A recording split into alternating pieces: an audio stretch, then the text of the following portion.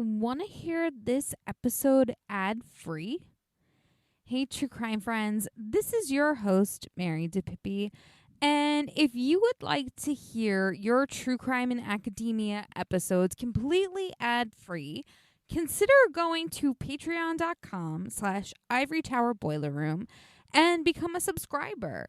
For $5 a month, you not only get access to now ad-free episodes of True Crime in Academia, but bonus episodes as well. Every month, I love to offer subscribers a bonus episode, such as Richard Ramirez, the Night Stalker, or Casey Anthony, or the JonBenet Ramsey killing. I mean, you name it, I want to cover it. So, the only way you can access that is to go to patreon.com/Ivory Tower Boiler Room and become a subscriber today. Like I said, it's only $5. I mean, think about it. I mean, you're really just buying me a coffee, which I know I say sometimes in my episodes, but it's true. And for all of the research and everything, I put into getting you these episodes, it would be nice to just have a cup of coffee. So go to patreon.com/Ivory Tower Boiler Room and become a subscriber today so you can get access to those bonus episodes and, like I said, now especially ad-free episodes. So one more time, that's patreon.com/Ivory Tower Boiler Room and get your bonus episodes and ad-free episodes today.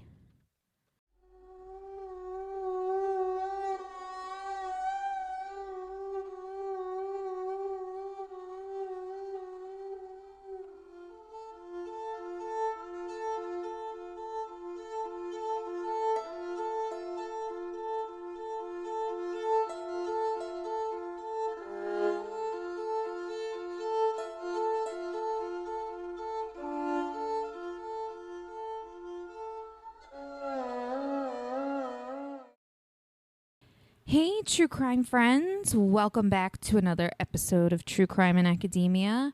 I am your host, Mary DiPipi. I hope you all had a wonderful week this week.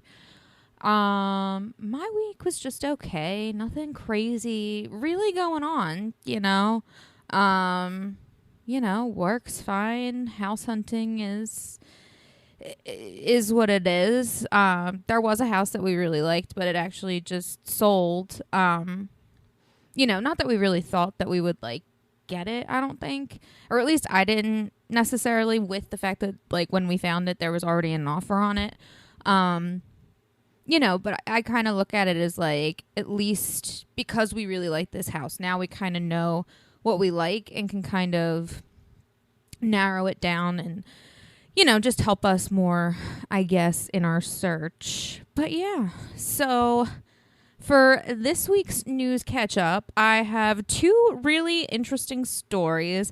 They are complete opposites of each other, and one we might dive into more depending on how much more information we're going to get about it, because it is on par with the True Crime in Academia theme of stories and or not stories, but of cases. So let's get into this first one. So, on July 19th, the LA Times reported that over 400 deaths have been linked to a doomsday cult in Kenya. Detectives on the scene have exhumed 12 bodies believed to be congregants of a Pastor Paul Mackenzie. It is believed that the people that were killed or died that they're finding were told to end their lives in order to meet Jesus by said pastor. Thankfully, though, 95 of those people were rescued from this, suicide/murder plot. The alleged cult is said to be based in a forested area in Malindi, which is a southern coastal area of Kenya. Hopefully I pronounced that correctly. But this happened after Mackenzie's church had closed down in 2019. It was stated that his teachings were very controversial and that one of his preachings included asking children not to go to school. I don't know. For me, that is just... It's a different type of manipulation because you're... Not only have you got the parents on board, now you're essentially getting these children to think that they're in a position to make such a decision. And I just find that to be so manipulative because I feel like, you know, when this is the case, you know, he's telling them, yeah, don't go to school, and making them think that they're adult enough to make that decision.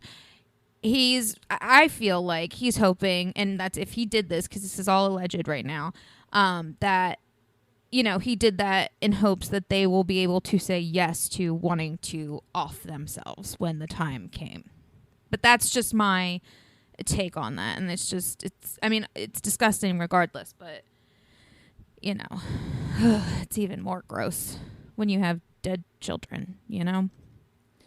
Now, Mackenzie, along with 36 other suspects, are currently in police custody, but they have not been officially charged. Mackenzie, however, was previously arrested and released on bond for the disappearance of children. The exact number, I am not sure. And it is presumed pretty much that these children are dead and thus victims of this plot to, you know, commit mass suicide / murder on Mackenzie's part.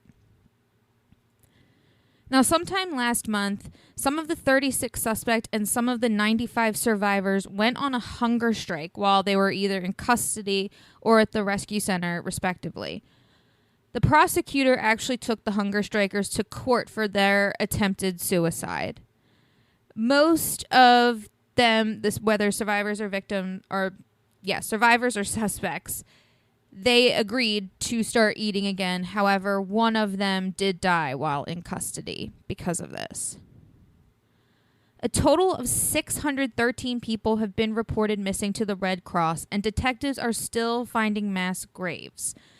Pathologists tasked with trying to identify some of these people are having a hard time matching DNA because most of the bodies found at this point are badly decomposed.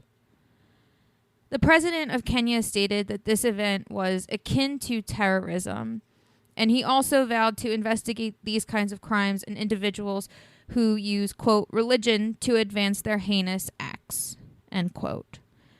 So, yeah, that's like just so crazy. I mean, obviously I agree with the president, you know, of Kenya that that's not okay. You should not be using something that people find solace in to get them to kill themselves because you have some sick fantasy of wanting to commit mass murder in this way. And just the addiction to the control or the feeling of over such a group of people. Like, again, this is all alleged. No charges have come against him at this moment or the other 36 suspects, but I'm curious to see how this all unfolds and if he will actually be charged with this. Because if he did do it, like it seems that he did, then his ass deserves to go to jail. And I'm also curious to see what the other 36 suspects, their roles. Because if they were complicit and knew about this plan, then, you know, they deserve for their asses to go to jail too. Now, this story, like I said, is more on par with true crime in academia.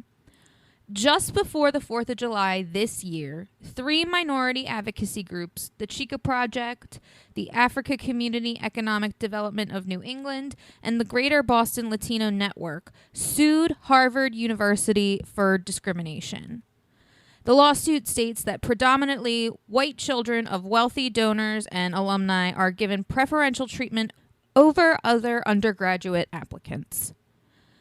The Lawyers for Civil Rights group is representing these 3 advocacy groups in this case.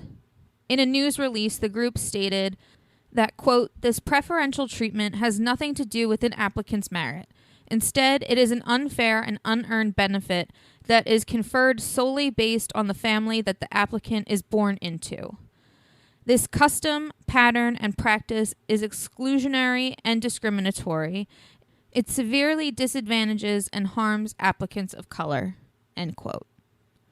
The lawsuit was filed less than a week after the Supreme Court completely gutted the affirmative action in college admissions. Basically, they stated that schools can no longer take race into consideration as a specific basis for accepting a candidate, which is I hate this Supreme Court. That's all I'm going to say about that. Earlier this week, the U.S. Department of Education began their civil rights investigation into Harvard. They will basically be probing whether these claims made in the lawsuit against the university are valid and founded. If so, then Harvard will be in violation of Title IV and its implementing regulations. Now, this is according to a letter from a regional director for the office named Ramsey Ajami. And this was written this past Monday. The letter also stated that, quote, opening the complaint for investigation in no way implies that the Office for Civil Rights has made a determination on the merits of this complaint. During the investigation, the office is a neutral fact finder, collecting and analyzing relevant evidence from the complainant, the university, and other sources, end quote. Michael Kippens, a litigation fellow with Lawyers for the Civil Rights Group, stated that their group applauds the Department of Education's probe. He stated that, quote, it shows that the Office for Civil Rights is taking this seriously. Which, as they should be. I mean, as much as it's not surprising that Harvard is doing this or allegedly doing this, I mean, it's also I feel like finally someone is addressing what I feel like we've all known. And I'm sure this probably goes on in every single Ivy League school that there is. I wouldn't be surprised. Because, I mean, most of them are extremely old institutions that, for the majority of their existence, only had white students. Mainly white male students. So, you know, like I said, not surprising. But we will see what happens with that. And like I said, maybe we will do an even deeper dive when this investigation is over and, you know, more evidence comes to light, if the evidence comes to light and things like that. So that is all I have for you for the news update. Without any further ado, let's get into this week's episode. I have an awesome interview for you all to check out. I can't wait for you guys to hear it.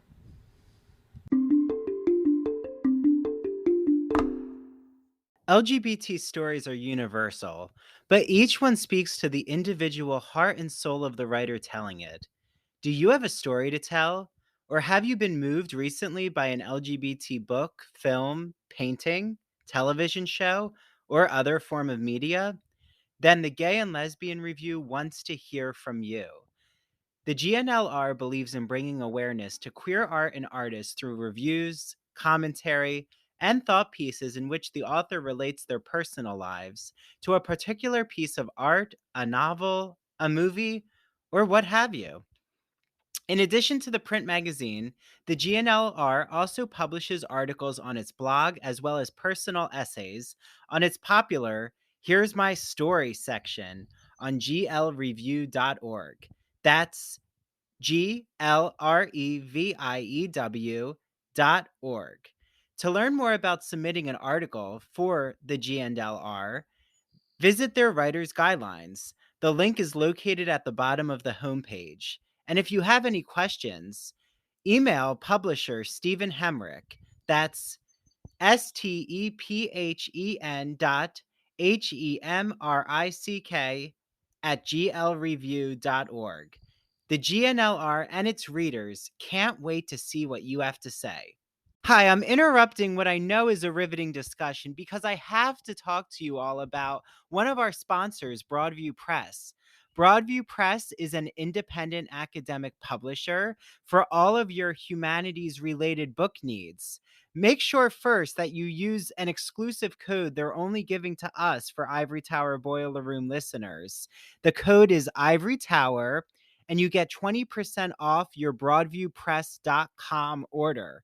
So, some of the books you can get, actually, we've had the writers on our very own Ivory Tower Boiler Room podcast.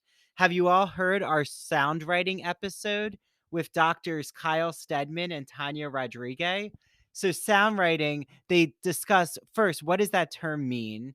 How do you use digital media projects in the college classroom? Also, how do we interpret and analyze podcast episodes like our very own Ivory Tower Boiler Room? And we break down all of the different podcast genres and just how we're using media in our own lives, and especially if you're teaching media. And we even bring up artificial intelligence, which I know is a hot button issue right now. Also, make sure you listen to Dr. Jeffrey Weinstock, who talks about being a mad scientist of sorts as a composition scholar. And he talks about what it means to do pop culture research and teaching in the college classroom.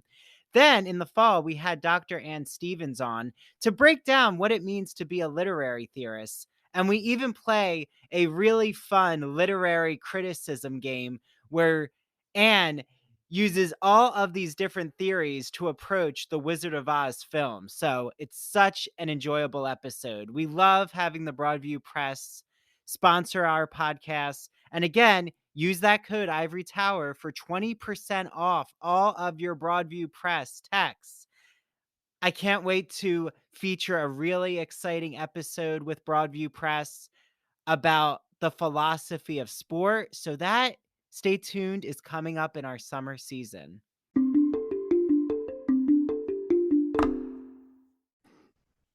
Hey, true crime friends. With me today, I have a very special guest. He is the host of the podcast, That Old Gay Classic Cinema, and he is currently studying English at Lehman College. And today, I am so excited because some of you are probably wondering, like, okay, he studies English, he talks about gay film. How does this possibly fit into true crime? Well, he is working on a case study as part of his English courses and stuff at Lehman College. And it is all about the connection between fairy tales and female poisoning. See, there it is. See, that's the connection right there, guys. So, without any further ado, thank you so much, Christian Garcia, for being here. Mary, it is my honor to be here. Thank you so much for allowing me to guest on this episode, on this very special episode. I cannot wait to discuss what we have in store for today. Yes, I am so excited. So, as I mentioned in the introduction, you basically are pointing out some of these parallels in fairy tale poisonings, some famous ones like Snow White and the Poison Apple, with other present, or not really present day, but obviously real women who poisoned people. Mm-hmm. So, how exactly did you think this up? It was actually funny enough, it was my professor who gave me the initiation to go about it, because my first version of this case study was going to be about male killers and their backstories, seeing how they kill, what their motivations were. And then during a lesson the past semester, she said, it doesn't have to be set in stone. You could change it. Like, she gave us the idea. She's like, you could use poisoning, women who use poison as their weapon of choice. And I said, you know what? It clicked in me. And then I said, you know what? I could do a parallel between fairy tale villains, female fairy tale villains, and compare them, mirror them, if you will, with past cases that I researched. And it was very interesting, everything that I dug up and everything that I was able to unearth. And it was very scary, yet at the same time, it mirrored what these fairy tales were like. And some of them are actually based on real life. I never knew that. Really? Mm-hmm. I didn't know that either. Can you elaborate on which one? I can. Let me open up. Because Mhm. You know, they're so always so much more brutal than the Disney version that we're all accustomed to seeing. Oh, yes. Disney And kind of watered it down for, but I mean, with, let me see, where did I put it? Uh,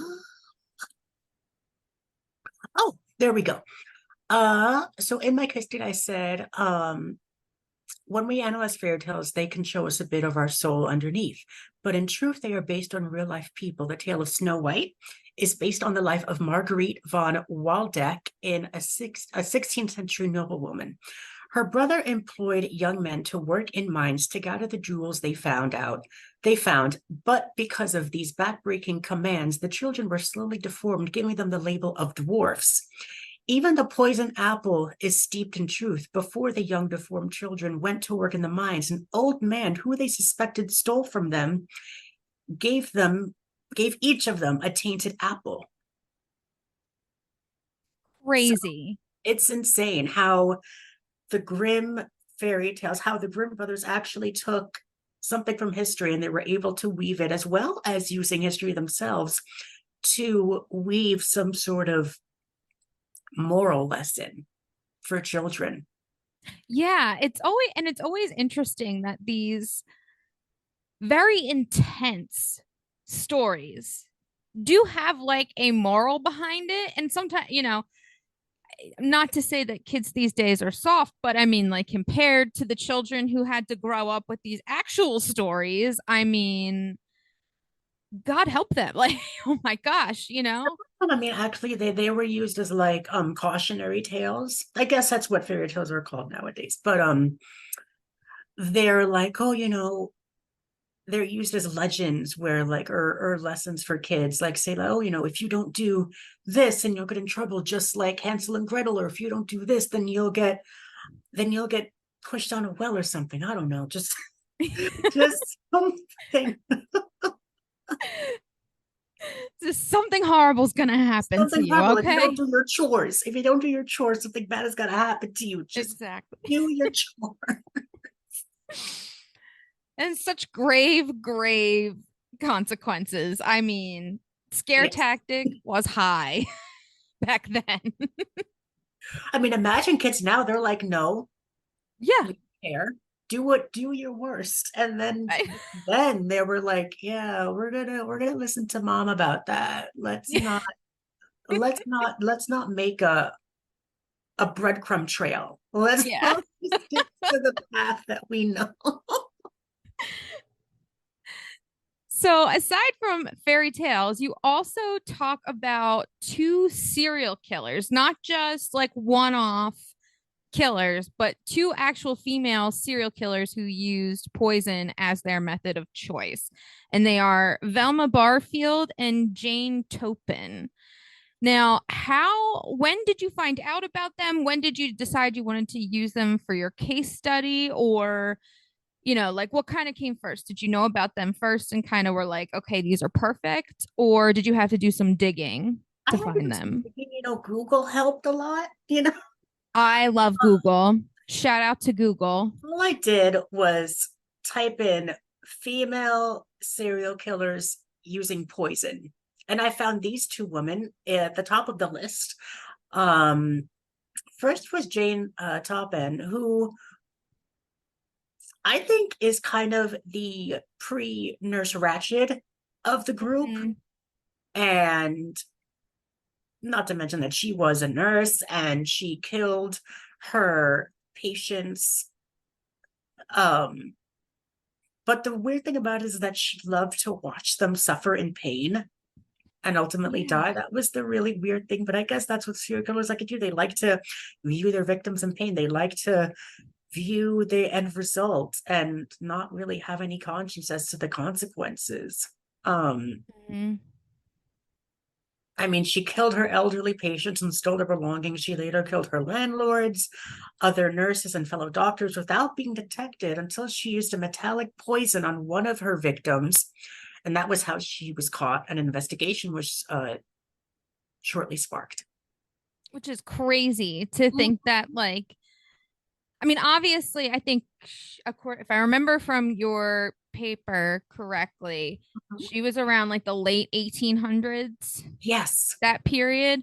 So, I mean, obviously, the police force was not really a huge thing back then. Obviously, they have no sort of investigative skills or, the amount of knowledge that, the police officers today do. Um, but the fact that it was like she messed up, that's how she got She caught. Like, it was did. literally one thing she messed up. And it's just You know crazy to how many think that she never would have been caught. people she killed? She killed 31 people in her time. Yep. Crazy. Mm-hmm. Like today, obviously that would Craziness. not fly because we can see these patterns and we understand. But even still, sometimes they slip through the cracks and you still get like some of these killer nurses that are out there that are You know, just it's trying to mhm. be, angel of death. I hear, yes, I fully agree. I've been rewatching a lot of SVU recently, Mm-hmm. binging on that, and it's amazing how much police officers and FBI psychologists can detect what certain serial killers' tics are. And I love that about this show is because they're able to view it through the lens of both the the the investigators and the criminals themselves. So, Mm-hmm. you know, Yeah, I know the psychology behind why people do these things and how they do them and how people can pick up on those traits and kind of narrow down. Now, granted, it's not a perfect science. There's obviously exceptions to every rule that exists, but mhm, at least there's something, that they can do and try, attempt to figure out. So exactly. now, obviously, your paper just focuses on women and poisoning. Why do you think statistically that poisoning is considered to be like the first murder choice or first method of murder choice for women? You know, it's funny. Actually, while I was researching, I found this article by Dan Keating, The Weapons Men and Women Often Use to Kill. And I found this statistic that he wrote, tongue twister. Is that poisoning stands out though. With all guns removed, women are almost four times as likely as men to use poison. It is used in just over 1% of killings by men and just over 4% of killings by women. The only other weapon with a bigger difference is drowning, used 7 times as much by women, but used less than the third as often as poisoning. Only 311 killers use drowning as that. Which is also another crazy statistic. Like I Mhm. normally don't think of drowning as always the main method of murder. I usually find it to be like the cause of death because someone pushed someone into a river and can't, that person couldn't swim or, any sort of, type of scenario where the person's incapacitated and can't get out of the body of water and not being physically held under. Right. But I mean, still counts. But I mean, to answer your question, I find it really interesting that women use this tactic as a sort of, I find, as a sort of manipulation tactic that they're able to still have power over their victims and they're able to control them no Mm-hmm. matter what the cost. And it was the same with Jane Topin, she actually used this as like a sexual thrill as well. She loved to caress her victims and hold them close as they were about to die. Um, Mm, which mind you is not really all that sexual, but she found it right. pleasing in some ways for I don't know what the reason was. But I don't um want to know. no, I don't know. But the really funny thing is that what I find mirrors these these cases as well as fairy tale female villains is the fact that they have this sense of wanting to protect themselves and wanting to keep their power and to not lose their vanity in a way that some of these women who use poison are very vain. Mhm. They do not care about the other person. They'd rather feel their power grow within them as they're dying, which I find fascinating, but at the same time, it's very dark. So, Yeah. And I feel like in some cases, like especially with um Toppin being a nurse, um, it's almost like that nurturing aspect of women that it's like it's under the guise of I'm being nurturing, I'm trying to, nurse you back to health type of when in reality you're the one causing it and they have no idea. And exactly. that's another like crazy, like trying to wrap your head around that. Exactly. I mean, it's really weird because as she was a nurse, she knew all this stuff about how to fiddle with her patients' tubes, how to fiddle with IV plugins, plugins, sorry. How to I fiddle mean, with IV. you know, Um, and she was able to poison them that way directly with just kind of maneuvering it into her own design, which I find mirrors a lot of what these fairy tale villains have in common is that they, not to put it in a trope, but they kind of want to be the fairest and they don't really care who gets in their way. And no matter what Jane Toppin's motivations were, she just wanted to remain in power. She did not want to seem as if she was seen as weak. mhm, She wanted to be the one in power. She wanted to be the person demonstrating that she can do this. right. And the fact that it took her years, Dawn, and she was able to do so in a timely manner, it's just scary, you know? Yeah, for sure. And to like you said, like she killed 31 people Mhm. and no one really noticed. No, And she picked her victims so specifically, it seems. she Like, picked and elderly patients, mostly like those who were not long for this earth, those who um didn't really have much going for them. But she found that elderly patients could be a gold mine rather than tending to the younger patients. Because, you know, maybe she wants a sugar daddy. I don't know. and quite frankly, you can't take it with you.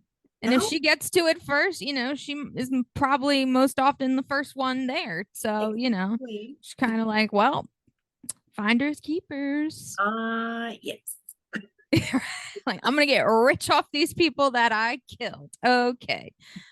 Which again is another like interesting, motive for her, like that it is financial as well as, sexual and, for control as well.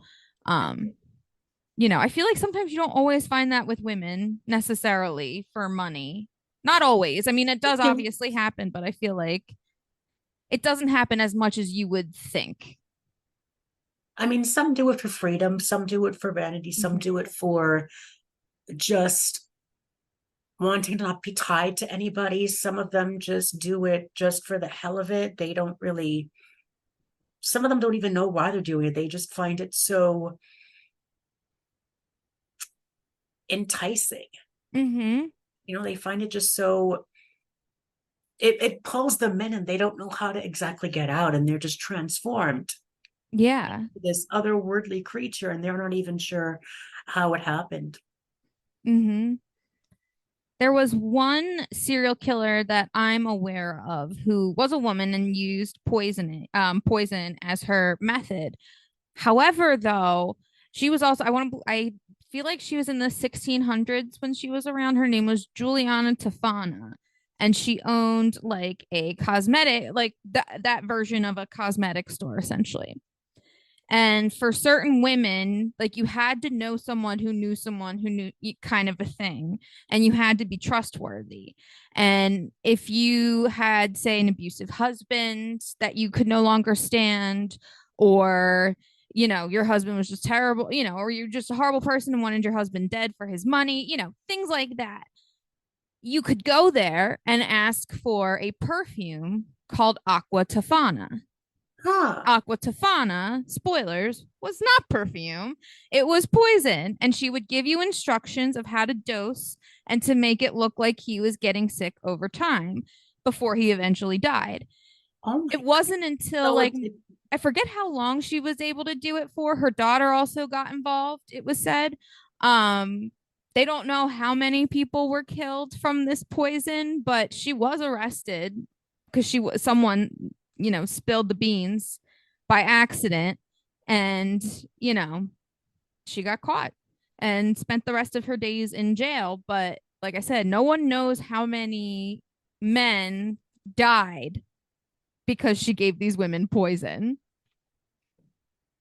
wow. That I feel like she's got fairy godmother vibes almost, like a this very is sinister fairy godmother. I yeah. Wow. That's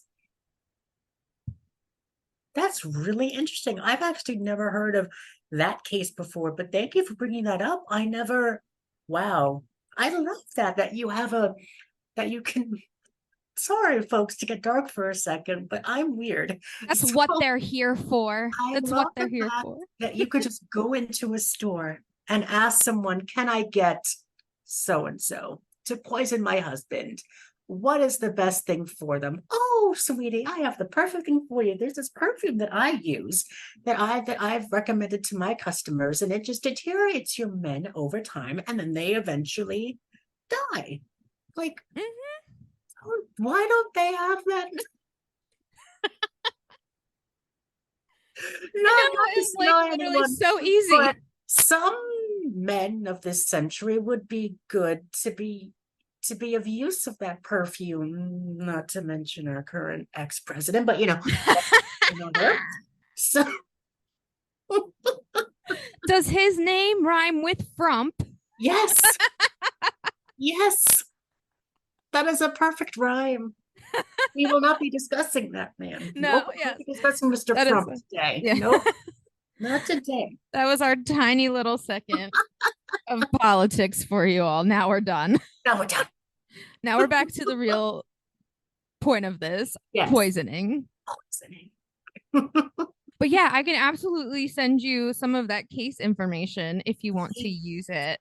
But yeah, I've always found that story so fascinating because and it's one of those things where she's like an anti-hero, because obviously you should not be facilitating murder. However, who knows how many women, like, whose lives that she saved, who literally would have been killed by their I wonder if husband. this ever came into like book form, because I'd love to read about it. I know. I need to I need to dive deep. I need to do a Lady Gaga research and find if I can see anything. I love that. Oh my gosh. All right. And so one of my other questions that I had for you, because obviously, as we're talking, I mean, obviously, this is a very fascinating, like, just case study in general. Like, if this was my case, like, I'm jealous that you have this case study, because I wish in college I had this case study because I would have had a full field day with it. So far with your research, what has been like the most interesting thing that you have discovered?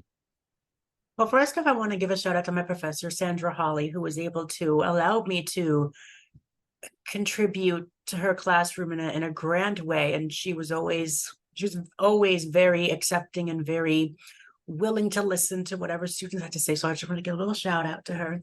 But what I found really interesting while researching this was how much I didn't know about some of these women, and some women that I was going to use, but some of them just didn't make the cut. And I just found these two women, as well as Lucretia Borgia, who I also found was one of the very first women in the medieval times, Renaissance, one of those times, to use poison as her own weapon of choice as well.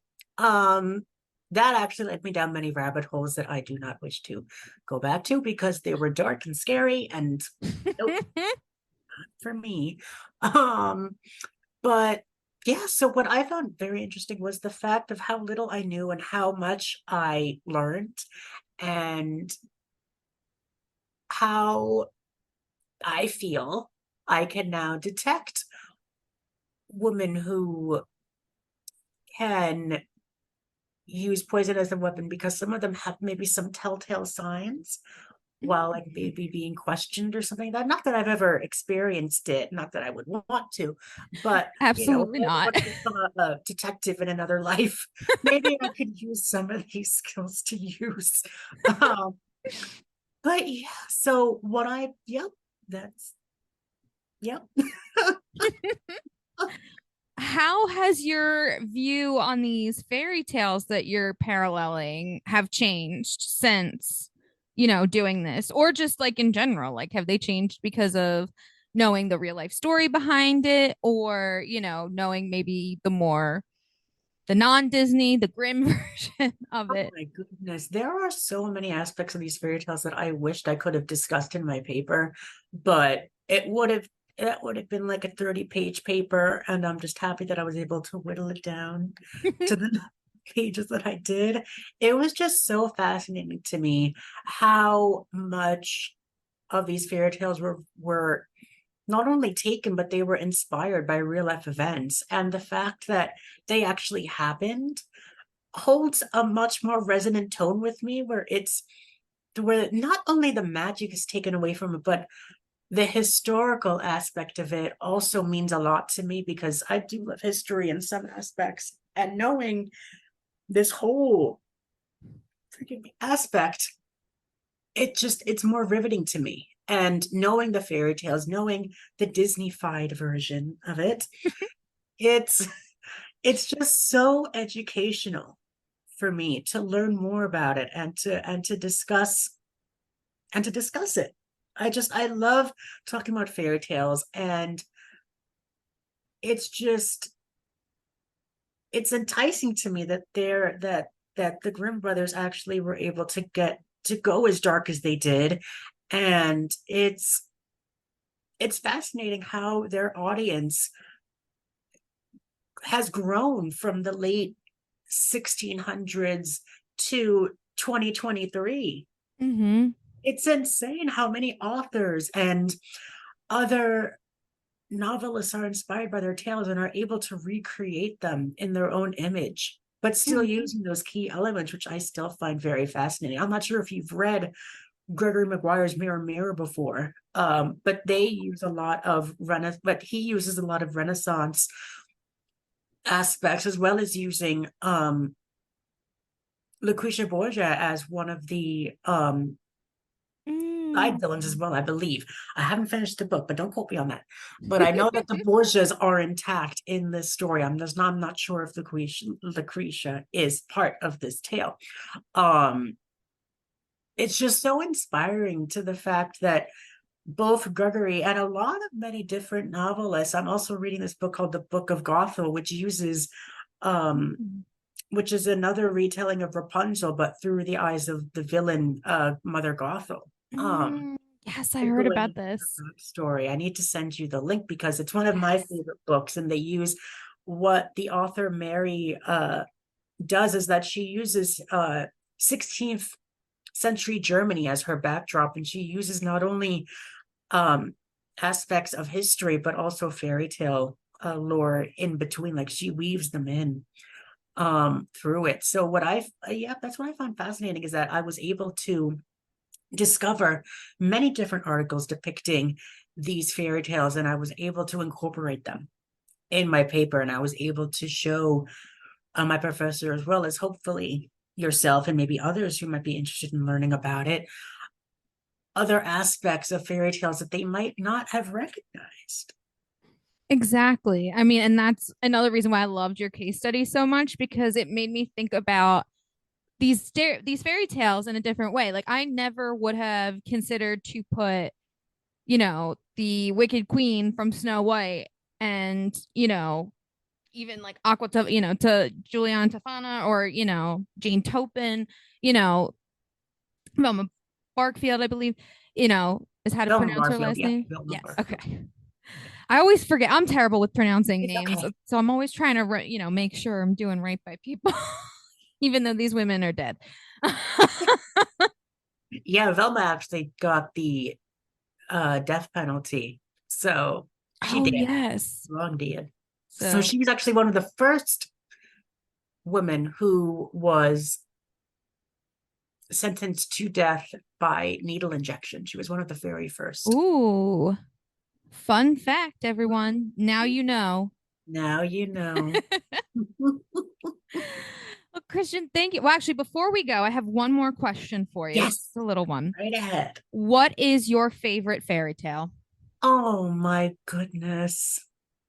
If you had to pick So one, many. If I had to choose one, I I'd know. have to say Rapunzel. Not only the fact Mm. that we had to deal with being locked up in our houses as if we were locked up in Yes. grand old towers during the early stages of the pandemic, which I found very comforting. But also because I'm Mm-hmm. an introvert, it's like I don't care. I'm not going Same. out anyways. So Same. I just find the tale of Rapunzel so invigorating.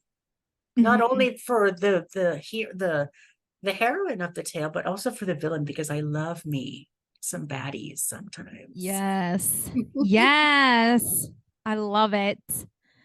Well, Christian, thank you so much for being here. Can you please tell my audience where they can find you? Yes, well, they can find me. My podcast is called That Gay Classic Cinema. We review classic films, but review them through a queer lens.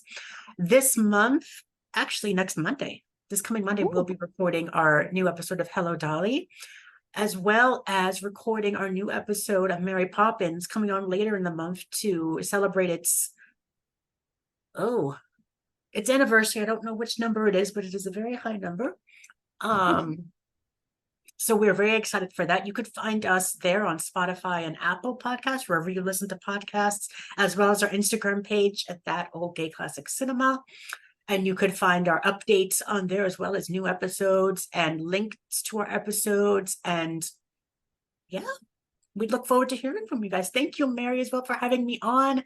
Thank you, Ivory Tower Boiler Room, for allowing us to be here today. And we're just so grateful that we were able to contribute. Oh, thank you so much. All right, guys, you know where to find Christian. Search That Gay Old Classic Cinema and take a listen. I promise you, you guys will love it.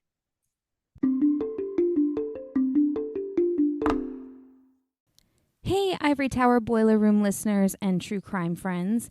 You've heard me gush over this incredible woman and her beautiful products. I'm talking about Mandy Made It. Mandy makes customized and original crochet and pre-cut goods. They are the perfect, unique, one-of-a-kind gift for literally anyone in your life. And she makes incredible home decor.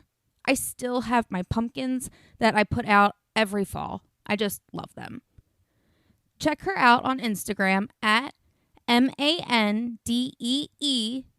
Made It, or search Mandy Made It on Facebook.